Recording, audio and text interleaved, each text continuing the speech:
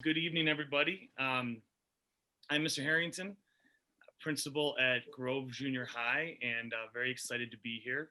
This is our second virtual career exploration pathway event. In this particular one, our first one was related to the law, and this second one is related to potential careers and pathways in the visual arts. You can see they had me be the moderator of it because behind me you can see what taste I have in the arts. So I was the clear choice, right? But anyway, I'm very excited to be here, and it's a great opportunity that everyone put together. And we have three people right now on our panel who agreed to take some time out of their evening and share their stories and provide us with some information. So I'm going to introduce them in just a second. Ms. Pavella, now if they want to ask a question, they can go in the chat and they can chat you with a question, and then you're going to be sending that my way, or will you go ahead and ask it? Which direction would you like to go? Well, some of them I'll send to you when the people are talking, and then there's other times where I'll literally raise my hand and say, excuse me, I do have a great question from the audience. All right, perfect. So let me open up my chat here so I don't miss that. All right, excellent. So let's go ahead and get going. I'm going to introduce our panelists today, and they will tell you a little bit about their medium and where they work within the visual arts, and give you a little bit of context for them, some biographical information, and then we'll go through some different questions, and hopefully, not hopefully, we know they're going to be able to, I think, illustrate for us, how we might be able, if we have an interest in this area, how we may be able to turn this into a career in the future. So I am going to first introduce Deanna Montalto and Joe Montalto. And, hello. Yep. And we also have Jack Minogue. Yes. All right. So thanks everyone for being here. And we established some ground rules on the outset to make sure that we weren't stepping over each other. So we are going to start here. Deanna is going to tell us a little bit about herself and her career, the work that she does. And then we'll go to Joe and then Jack, and then we'll take it from there. So Deanna? Thanks. So basically I'm a creative lead, advertising director at a chain of dental offices in the city. I had graduated with a bachelor's from Columbia College and just recently got a continued education course at Northwestern for digital marketing and stuff like that, just to brush up. My job at the company specifically is to build strong branding. That's through imagery, through copy, writing, all that stuff, to make sure that the feel of the brand when you're inside of the office translates in any media that you see online, in print, anything like that. So really responsible for creating, maintaining, and growing a brand name. And actually Joe and I, and then I'll have him take over, currently are collaborating on a sub-brand for this dental office, which he and I got the opportunity to start it from ground level, everything from the design to the website build, for, all the photography, videography, everything involved, we got to do 100%, which is really cool to have so much say in a job. And just, once you build something from ground level, just to have that feeling of accomplishment of, I did that, that's great. And see people's reactions is awesome. So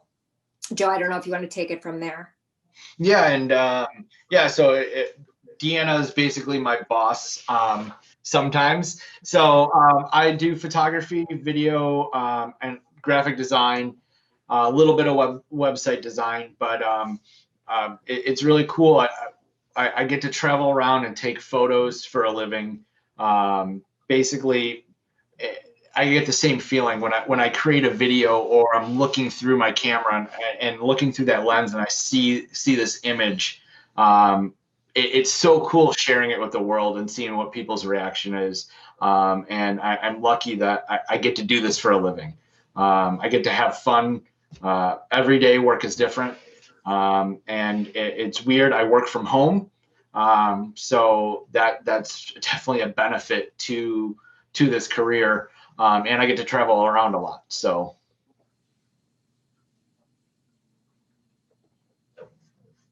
And hey guys, I'm Jack. I'm a UX UI designer, and that stands for user experience and or user interface design.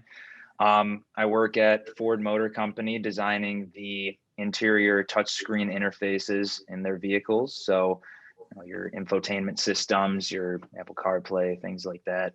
And yeah, before I started working at Ford, I worked at a series of creative agencies designing websites and mobile applications. And essentially my job is to help a user of any sort of digital product get from point A to point B in the easiest and frictionless way, most frictionless way possible.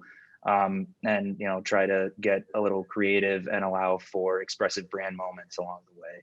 So yeah, happy to be here. Great, guys. Thank you for joining us. And as part of that, introductory biographical information, I think you guys have the ability to share the screen with us. Did you want to give us a little bit of a visual? I mean, this is about the visual arts, right? So we should stay in that medium. Deanna, do you want to, or Deanna and Joe, I forget how we decided who would discuss that, but Me first. Sure. you first. Ladies first. Now, yeah, I have a website pulled up, but just remind me how to share my screen here. I can do it for you. Okay. Go ahead, Joe. I'm just trying to let it allow. There you go, Joe. Let's see. Hold on 1 second. It's not letting me. I apologize. One moment. It is not letting me. You could. Share. Okay, there we go. Okay. So, Deanna, go ahead. So this is the brand that Joe and I were lucky enough actually to create during the pandemic when people were out of work. We were lucky enough to be bombarded with work. So the doctor I worked for specializes in cosmetic dentistry. He wanted his own line of elite cosmetic dentistry so people could right away recognize his work, see his, his cases, and all his affiliations would be in one place. So we came up with Hoffman Cosmetics. Joe, you can scroll through that. Joe did all the photography for these, videography, just a lot of really cool stuff. If you want to click on some of those cases, you could see like before and afters. What we got to do, there's testimonials on there, custom photography. Like I said, Joe built the website and him and I worked side by side on all the design work that was involved, the flow of things, everything's, we got to create all custom graphics, which was cool. No, we didn't borrow any artwork from anywhere. So yeah, so we just basically laid that out. And then shortly after, Dr. Hoffman got picked up in New Beauty magazine, which is really cool. So it was a good move for him. So and we integrated all FaceTime, everything that you could possibly want to know about this company is all in one place. So I don't know how much time you have to show any of those videos, but maybe at the end you could show some of those videographies that you've done, Joe. Absolutely. And then I as well, like I said, I do photography and video.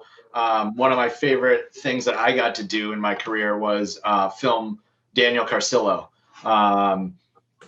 He was one of my favorite Blackhawks players. So, being in this field and, I hit my dream pretty early, and it was to, film stuff like Daniel Carcillo.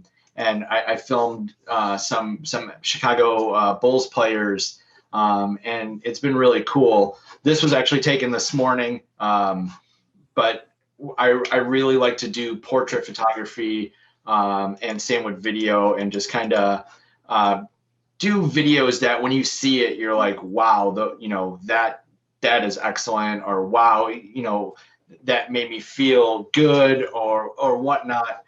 So this is what I get to do every day. And I really enjoy it. I get to, go shoot photos of UTVs in the desert. A lot of fun. This actual shoot, I got covered in sand. The guy driving thought he ruined my camera. Hey, Joe. Yeah, I don't want to. I think it's frozen, Joe. Oh, is it? Yeah. Well, let's try that again. Because we definitely want to see the desert and the. Did you say it was a? There we go. There we go. Okay, so this is I shot this morning actually. I really enjoy doing portrait photography. This isn't my daughter before she went to school, but this is I shot this in Oregon a couple weeks ago. I work for my parents' company. They make performance parts for off-road vehicles. So this was just kind of one of our customers. I said, hey, let's go out and shoot. We actually are using now all those photos and videos for the branding for the company. But this was a really fun shoot. Got covered in sand. Literally, like I thought the camera was broke.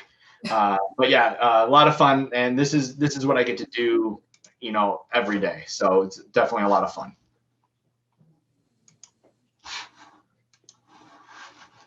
Very cool. Thank you for sharing. Jack? Absolutely. Go ahead and share my screen here. Oh, I need to allow access.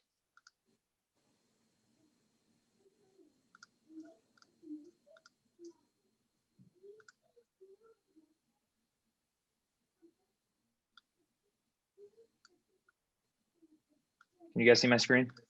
Yeah. Cool.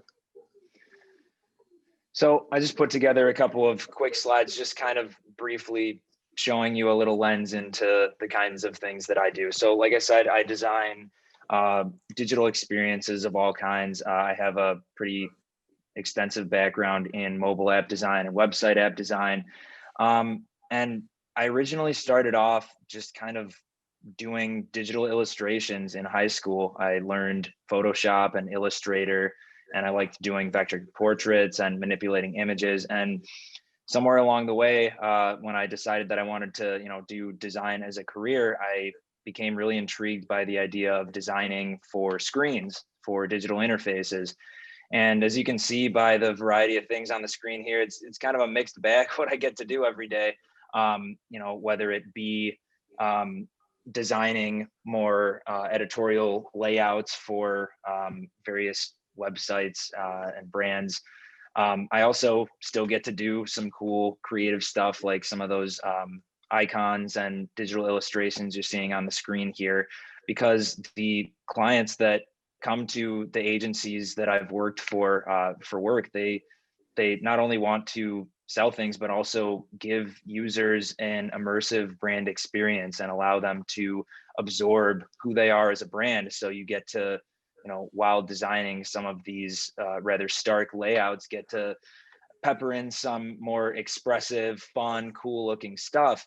And, I started off just designing flat two-dimensional interfaces, but I've got to say the biggest fulfillment of my career so far has been taking some of those two-dimensional moments and bringing them into motion, and really starting to dig deep into how things interact when you tap something on a screen or click on something, and how you can get creative or disseminate information through motion. I've found that to be a very interesting aspect of what I do as an interaction designer. You can use motion to charm people, you can use it to communicate information and to give users feedback on something they've done and really guide users through an experience. So that's probably what I find most fascinating about what I do, is just, using the creative roots that I have from back when I was doing digital illustration as a kid to help users get things done digitally. So yeah, this is just kind of a quick little lens into some of the stuff that I've done. I've gotten the privilege of working with many world-renowned brands such as Nordstrom, Hyundai, Harley Davidson, and McDonald's, and several other brands. And that's been the benefit of working for a couple of these agencies I've worked for, is you kind of get to jump to a new project every 2 or 3 months, and all of a sudden you're starting from the ground up again on a completely new project, which keeps things fresh, keeps things exciting. But yes, more recently, I started working at Ford. Unfortunately, they keep their stuff under wraps pretty tightly, so I can't show you what I'm working on there, but you'll have to take my word for it that it's some very cool stuff that I get to work on over there as well. Yes, thank you for giving us a window into the kind of work that you're doing. I know we might get a chance to see some other things as we go on. What I'd like to do now is go back to Deanna. And Deanna, can you take us back? Where did this start for you? How did this start as, direction you wanted to go? So I think for me, I knew that I always wanted to do something that I could create.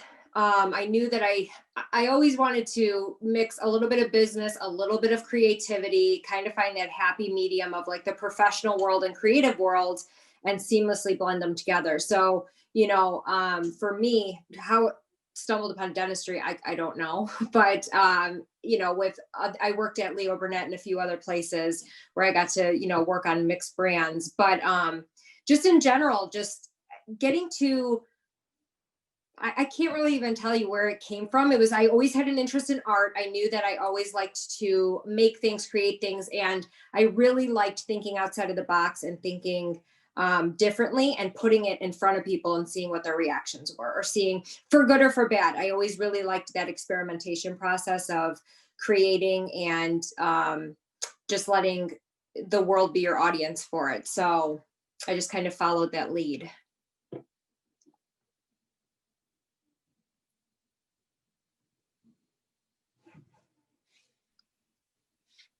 Joe, I think you're muted. Sorry about that, guys. I actually, going like when I was younger, I didn't know what I wanted to do. I thought I wanted to do one thing, and as time went on, that changed. I ended up not going to college, which I will say I think it hurt my chances of getting bigger jobs. But when I was younger, like I did like taking photos, and I did like watching skateboarding and snowboarding and all these like extreme sports. And not only did I love doing the extreme sports, I loved filming them. And I never thought that I could make taking photos and filming a career. I actually was in paramedic school. I was, in my 20s with a family, and I'm like, well, I need to do something to support my family. So I went to paramedic school. I was about 3 weeks out from graduating. And Deanna and I said, hey, let's start a creative company. You take photos and you do videos. I'm a creative director. So we started a creative company. And just so the way things happen, I never finished paramedic school. And I just dove full into shooting photos and videos. I was working for an air ambulance company as a sales rep, and I saw a need for the photo and video. So I just kind of took it upon myself to start shooting stuff for that company, and ended up not doing any sales and just doing straight photo and video, and kind of brought me to where I am today. So I'm not knowing what you're going to do is okay. But I'm glad everything ended up the way it did. Go ahead, Jack. And I'm sorry, the question was how I got into. Yeah, just going all the way back. Where did this begin for you? How did this start for you? Oh man.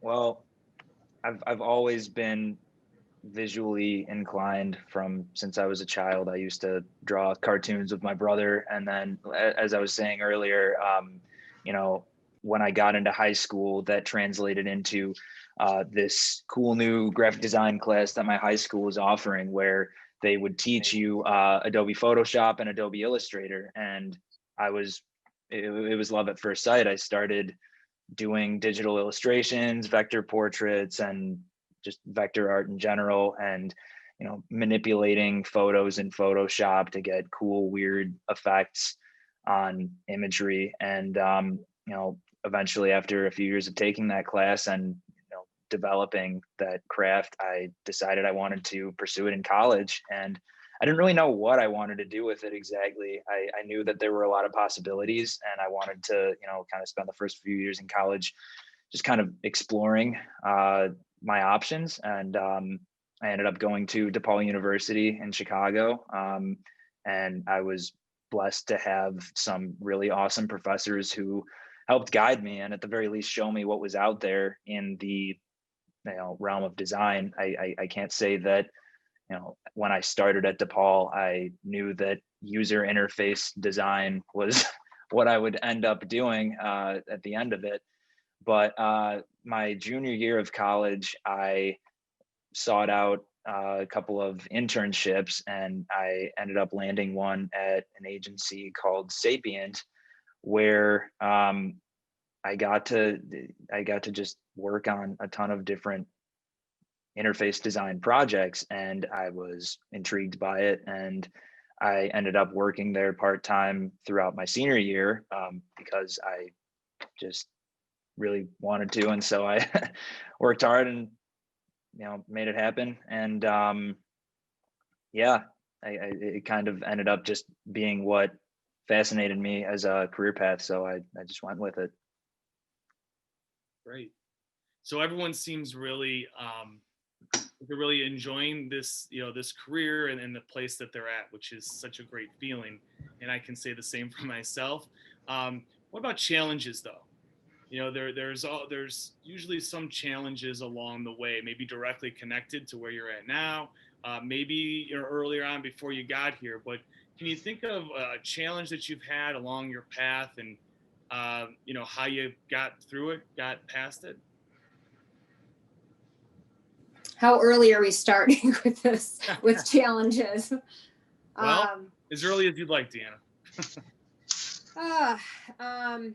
Well, I guess I could say in any creative field, one of the challenges that you keep stumbling upon is you're competing against yourself, or I think that's the way it should be. I think it's important to, look at other works of art and to take that into consideration when you're doing your own work. But you always want to put out the next best thing according to, your previous work set. So I think a big challenge for me constantly in my career is how could I be better? What could I do that's different than what I've done personally? And how can I inspire others? Which, you're having a couple off days and you don't always feel creative. You don't always feel like you're inspiring people. I find that to be a challenge in my current, work situation now. Growing up, I think there's a million challenges that every adolescent goes through. And then some things that adolescents don't go through, that I think that if you could just, keep on and keep trying to be better than the person you were yesterday. And, that was a big thing for me was just continuing, even when I felt discouraged, to know that everybody has off days. Everybody is not going to be on the top of their A game every single second. So that, just kind of being forgiving with yourself if you're not in the arts field and you're not feeling totally creative or totally inspirational that day. So that's one of the challenges for me. Yeah. And I the same thing. One of the biggest challenges where I'm at in my career now is how do I release a really cool video or a really cool, campaign for a product for a company. How do I make that, how do I keep going? How do I make myself better? How do knowing the next thing that's coming up, how do I top what I already did? Kind of what you said, but also the other challenging thing is trying to stay motivated, especially in this digital life that we live, looking through Instagram and looking through Facebook and on the internet. I see people that, just started shooting, maybe 3 years ago, that I see their stuff and I'm like, wow, I wish I could create that. Because I think you yourself, you're your own worst critic. I apologize about that. You're your own worst critic when it comes to everything you put out. There's half the time I'll finish a video and say, hey, I don't like this, or I'm not good at it, and then other people see it and they're like, wow, that's phenomenal. So I think overcoming that self-doubt that you have, and just keep doing what you're doing, because you might not think that it's good and it is actually really good. So always strive to make yourself better, especially in this field, because everything is changing, and there's always new content every single second. So seeing all of that kind of gives you a panic attack, like, oh my God, I'm never gonna make it. But just keep doing what you're doing. Keep trying to excel yourself, and you'll definitely succeed. But that's definitely a hurdle to get over. Joe, I'm so glad you said the word self-doubt, especially here, since we're presenting to middle school families and students. And Jack, I know you're next. I'm sorry. I had to interject because I feel like a lot of times when we talk to students in middle school and high school, and if we can put ourselves back into that headspace of being a middle schooler, we doubt ourselves a lot. And even as adults, but because we've become adults, we're a little more accustomed to that doubt, or that criticism, or that learning curve that comes when we're trying something new, or when we're trying something for the first time ever. So I'm just so glad you spoke to that, because I also feel like as artists, we are our own worst critics, I guess. And sometimes you have to teach yourself that it's okay to make mistakes. So absolutely, just look through my work. There's a lot of mistakes, but I mean, you overcome it. Like, once it's out and once you see people's reactions, that kind of changes everything. So, and the internet is a very, very, very cruel place. So please do not take anything on there as serious as you think it might be. Truly. And yeah, I'm really glad that the idea of self-doubt came up as well, because that's absolutely something that I have struggled with all along the way. And, I think that it really boils down to something that Deanna said a while back, actually, which is that you truly are competing with your prior work. And the truth of the matter is, you need to put in the time to hone in on your craft and develop a mastery for whatever it is you want to be doing creatively. And none of us are ever going to be perfect, and none of us are ever going to be creating something that is perfect. But, I think that one really important thing is to put in the time, and, that's going to be painful sometimes. There have definitely been times back at the agencies that I worked at where, there was a web page or something I was working on that just wasn't quite right. And, we were well past the 8 hours put into the day, and you need to just put in a little extra time to get it to where it needs to be to truly make something that is a viable product. And, that's hard, and it'll get you tired every once in a while, but it's all in service of a greater goal of creating something that's truly great. And I think that the fulfillment you get out of that on the other side is untouchable. I think it's a fantastic feeling. And then one other thing I'll say is that you need to definitely learn to work with others, whether it comes to giving or receiving criticism. That's something that, I definitely had to adjust to in the professional world, was just developing those soft skills of interacting with people and giving feedback in a constructive way, receiving it in a graceful way, and ultimately developing the confidence to present my work and, speak about it from a point of view of expertise.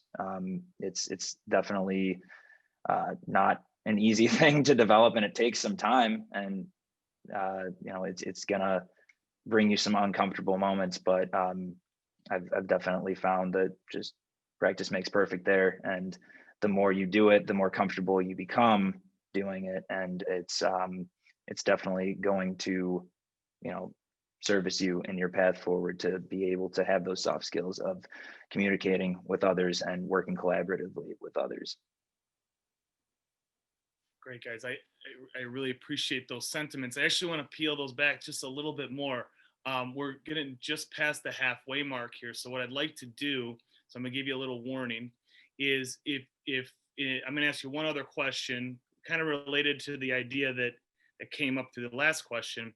But while we do that, if you want to get ready to show us in a few minutes, maybe something that you've done that you're very, very proud of, or that means a lot to you, maybe get that queued up and ready to go. And while you do that, I'm going to go back to Deanna, and I think Joe, you hit on this, and everyone hit on it a little bit, but one of the things about growing up, and I think it's very much a part of middle school, junior high, and it's even a part of high school, is starting to form the who am I part of your identity, right?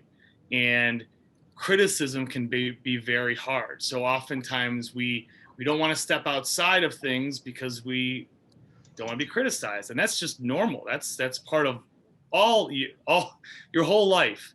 But it hits you even harder in that junior high and early high school time as you're starting to find out who you are. So while you guys are looking for that piece of work that you're very proud of, or it means a lot to you, I wonder, could you touch on maybe a little bit more specifically, how do you deal with criticism? Because you all put yourselves out there. You mentioned a little bit, but Deanna, I'll go back to you. How do you deal with criticism when you're putting yourself out there like you do? So I think in general, our field is a very vulnerable field. To put any, when you create something in as an artist, it's a part of yourself. No matter what the category, the topic, the brand, whatever it is. Oh, no. Let me let my dog go. Joe, you take over. Yeah. Sorry. Sorry, what was the question again? And Joe, you had hit on this a little bit. How do you deal with criticism? It's such a part of I think, your career. Anyone who's putting themselves out like that out there, how do you deal with that? It's not easy. It really is not. Like, especially like if you're really proud of something and you put it out and you put it on Instagram and there's some negative comments.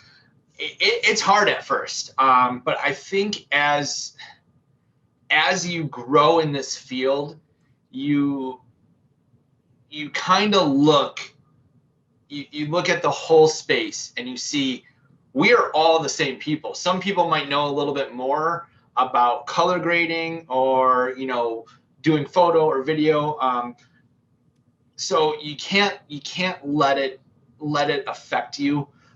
You just kind of got to push forward. And I think what really helps me push forward is trying to release, you'll never release the perfect video or take the perfect photo, but you can always try to.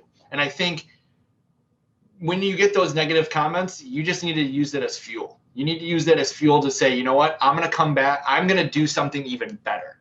And guess what? And when you do something better, you're still going to have those negative comments. It's just because that's the world we live in. Everybody has a voice online. So they might be jealous. They might genuinely not like it, but you have to realize that everyone's thought process is different.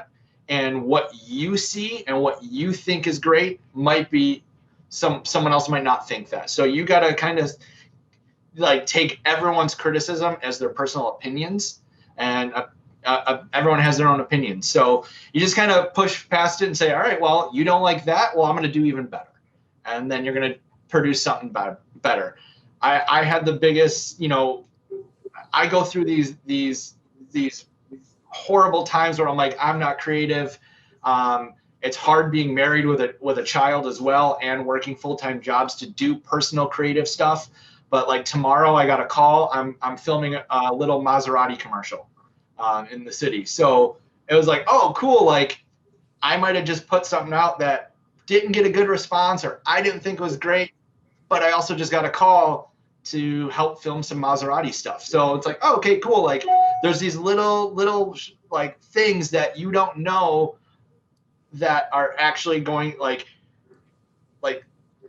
you think you're not doing good, but there's people out there that see your work and they say, wow, I want that. I want that person to film my commercial. I want that girl to, run the vision of my brand. I want that guy to design our user interfaces. So as down as you are, just remember that there's always someone out there that loves your work, and that's kind of who you're creating for. Well said, Joe. Thank you. Yeah, I think that my experience with criticism has been, just trying to reframe it as a learning experience. A lot of times in my specific line of work, there is a mixture of opinions and facts. And a lot of times the line between the two is gray. For example, I'll deliver a web page or a screen, and it'll go through rounds and rounds of review cycles with various people at the companies that I work with or clients. And some of them are designers, some of them aren't. Some of them don't have an eye for what we as creatives do, and might say, oh, I want that button to be purple instead of blue, even though that brand's logo is blue, just to give an arbitrary example there.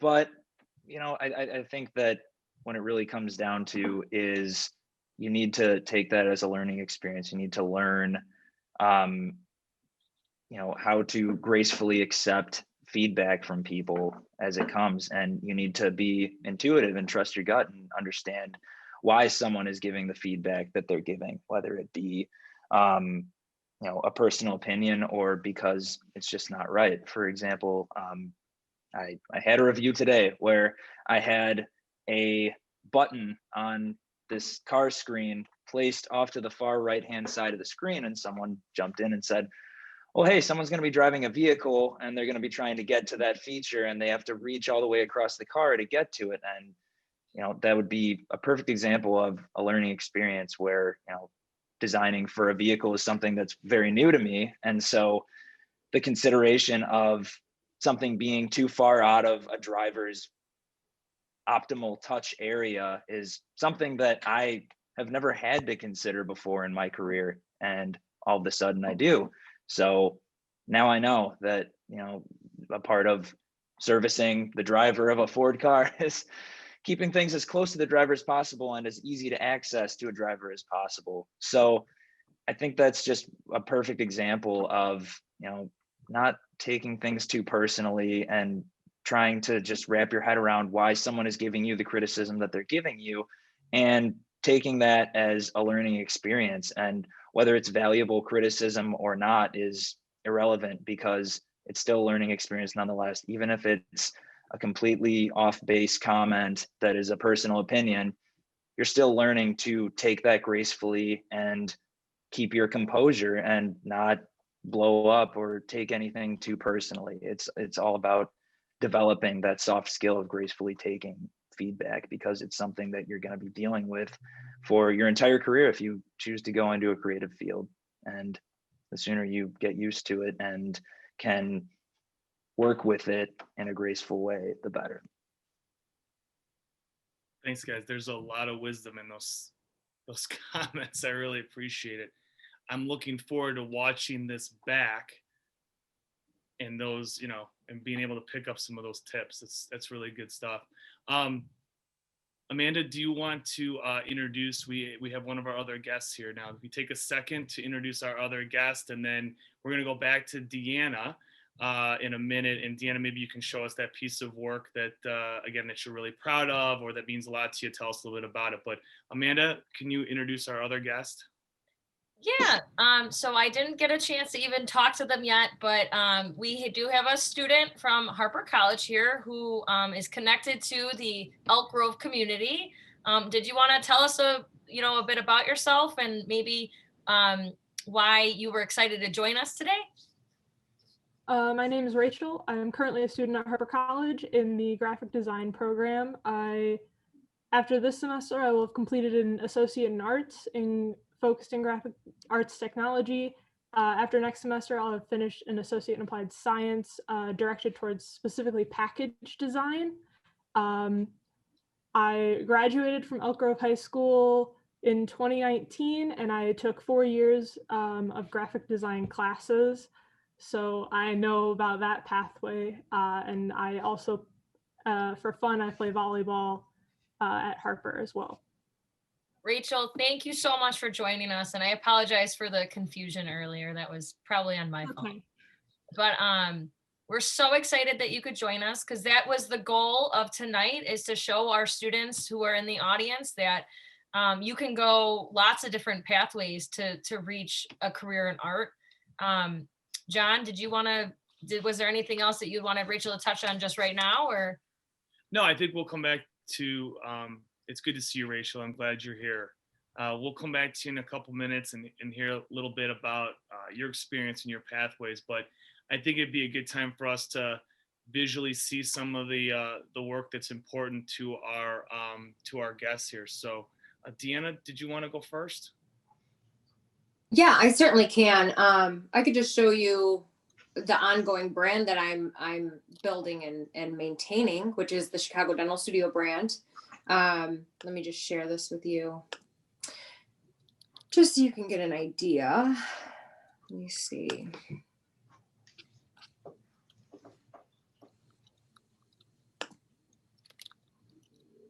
Are you guys sharing my screen? No.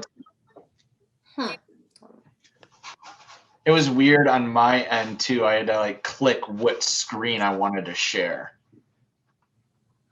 Yeah, so when you click share screen, you can choose what website you want to share. So you might have to click the actual, or if you want to send it to me, I can share it, Deanna. And Rachel, if there's anything that you would like to share, you can think about that and let us know. I know that our audience members would love to see art, so. There it goes, Deanna. Okay, so this I could just show you. This is so the challenge here is it's a dental office. How do you make a dental office attractive? How do you make it appealing to make people want to go? It's a fun challenge that I really enjoy every day. So, we do custom photography. I really try to adapt. I think, even with my dog barking, you just try to adapt to situations as they come to you. And especially with in a digital world of art, you want to adapt to the changes you see in the world, and you kind of want to be ahead of the curve. So, you could see that there's a cohesive branding feel, but it's not just shared dental memes and boring stuff. It's more engaging, I think, from a branding aspect than a lot of dental offices you'd see. My boss had a baby, so that's what it is. But yeah, so you could just see it's challenging to keep people interested. But it's also fun to be like, what would I want to see in a dental office? What would I want from the consumer side? It's really fun to, sometimes you forget what it's like to be a consumer when you're on the other end of it, when you're trying to showcase something and sell something. You guys have to just go with your intuition and be like, I don't want to see this. This is what I want to see. I'm going to take a chance and do it. And I think it makes for a fun ongoing project and really keeps allowing you to challenge yourself. And to speak on what Deanna does, keeping that branding going, there was a famous rapper from Chicago who actually is a patient of the dental office. The whole reason he is a patient is because he went on to the website and on the Instagram, and quote unquote, he said, I really enjoy the vibe I get from your Facebook and your Instagram page.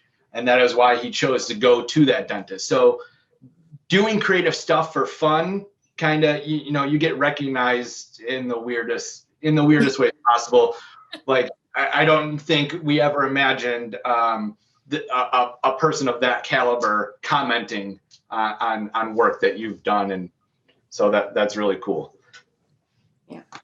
So I'm just going to quickly walk through a case study of an app that I helped design for Hyundai. So I showed a little snapshot of this climate control earlier, but essentially, an agency that I used to work at was tasked with redesigning Hyundai's vehicle owner app. So what that means is if I buy a Hyundai vehicle, I download an app where I can communicate with my vehicle via my smartphone, and I can, start my car, lock my doors.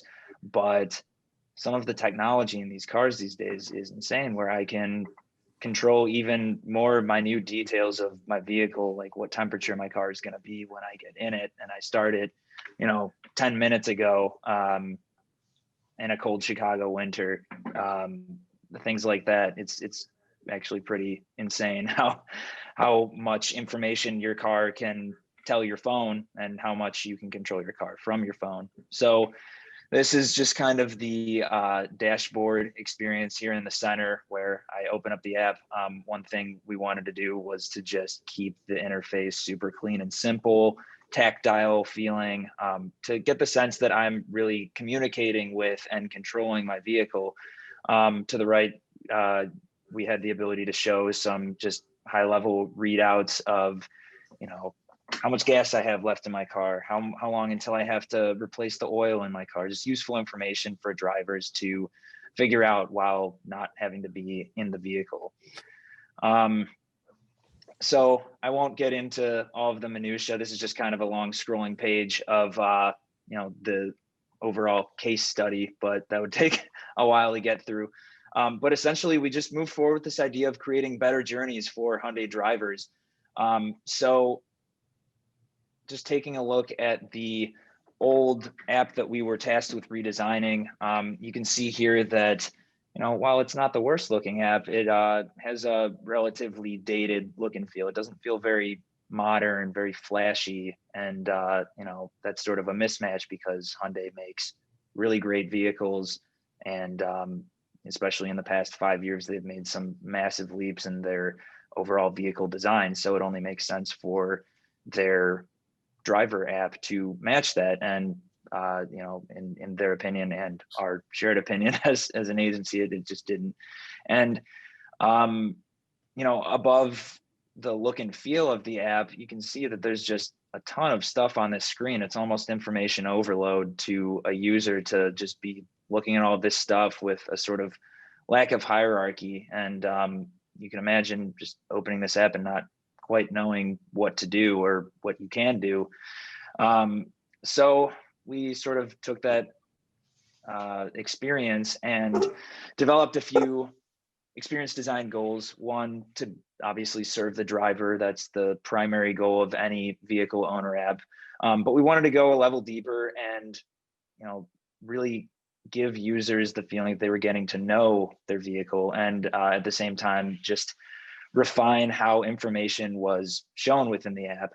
So we took a few sections of the core experience of the app and really tried to zone in on them. So one of them was this trip planning feature of the owner app, where you can put in where you are and where you're attempting to go. And it'll give you a Google Maps type experience that can then translate over to your car's native navigation system. And that's all good and fine. But along the way, the previous app experience would make recommendations based on points of interest along your route. So let's say I'm driving from San Francisco to LA, to San Diego by the looks of that map. We wanted to really elevate this experience of giving smart suggestions of where to stop along the way. So you can see those little hot spots on the map off to the left-hand side. Those are areas where, the app's going to know when you need to stop for gas. So it's going to find the nearest gas station at that mileage point in your trip where your car is going to be empty on fuel, and it's going to suggest that you stop for gas. Or maybe in the middle of the day, it's going to start giving you restaurant recommendations for lunch if you want to stop. And we also wanted to give a smart and quick way of showing, your car's overall performance on a road trip. So showing fuel efficiency, how many stops you've made, and the distance left to your destination and things of that nature. another facet of the app was just sort of bettering people's daily commutes. So, you know, addressing the things that we only pay attention to when they go wrong. For example, making it a front and center piece of information when I have low tire pressure so that I don't get a flat tire. In the event that I do get a flat tire, we built in smart guides for users to be able to, you know, do something like change their spare tire on their own, which, you know, surprisingly, a lot of people actually don't know how to do, or they have to thumb through an owner's manual to, you know, get to that information. But we wanted to make it a step-by-step educational process for users to, you know, do things like that to their vehicle in times of need. And then we also created a virtual glove box to store things like insurance cards, service reports, insurance reports from accidents and things of that nature, just again, so that I don't need to be thumbing through my glove box, my physical glove box that is, for papers. And yeah, that's pretty much the gist of that. The overall visual design principles that we wanted to establish here were to, you know, make this feel tactile, like a, you know, like I'm actually touching a control in my vehicle as I'm interacting with this interface. So we made some more three-dimensional user interface elements to give that semblance of a tactile user interface to users. And yeah, lastly, just getting into some of the service aspects that inherently come with owning a vehicle, making sure that I am, you know, getting my oil changed on time and keeping up with all of my routine maintenance. And I realize we only have 5 minutes left, so I will go ahead and kick it back to you guys here, but thanks for listening. Hey, Jack, really quick, please fix the Ford Pass app, please. Unfortunately, that's another division of the company, but we know, and we're working on it. Yeah, guys, but one of the things I appreciate is how many of those things that you guys, all three of you, that I see on a daily basis, and to understand the people and what's behind that is, it's a cool thing to know the kind of thinking and collaboration and creativity that goes behind all those little decisions. It's pretty amazing. All right, Rachel, you're closing things out here, and I am firing questions at you. So it's going to be rapid fire. Are you ready? Oh, hold on a second. I think I might have somehow messed She's like, it yeah, up. if you unmute me. There we go. Okay, there we go. Sorry, Rachel. All right, Rachel. So here we go. I want you to think back, right? Because you're an adult now, but it wasn't that long ago that you were some of our students here, right? So what led you on this path? Why are you here now? Where did it start? You go ahead. My mom works as a tech for Ripley Elementary School, so she works a lot with the creative side. She does some videos. Right now she makes tech videos because of the pandemic, so with them all virtual, that's her way of reaching out to the students and helping them with their issues. So I sort of got that creative side from my mom. And freshman year of high school, I took the first graphic design course they offered, and I loved it. I think what mostly drew me was you get physical products out of it. That's probably the best part of the class if you want to take it, is you get a t-shirt out of it, as well as a sticker at the very least. And they also offer, you can do some buttons. There's two different types of t-shirts you can do as well. You can do vinyl or screen printing. You also learn about Adobe Illustrator, Adobe Photoshop, and you work a little bit with InDesign, which I wish I had learned more about InDesign in high school because that's become a bigger part in college. The second year, you do more multicolor stuff. So you can do a multicolor t-shirt, which you learn about trapping for screen printing, and you get to do a multicolor vinyl sticker. That one is more based in Photoshop because it's a dual credit course with Harper. And it's specifically Harper's, I think, 113 class. So if you were to transfer or go into Harper right away, you'd have that credit taken care of. The third and final, sadly, the graphic design pathway only has 3 courses, is 2D Studio Art, AP 2D Studio Art, which I also took, but that's more of a creative class. You're not making as many products. You are doing things more so on the computer. And I believe now it is 15 pieces based around one idea. When I took it, it was 12 pieces that were just fun, and then 12 based around one idea.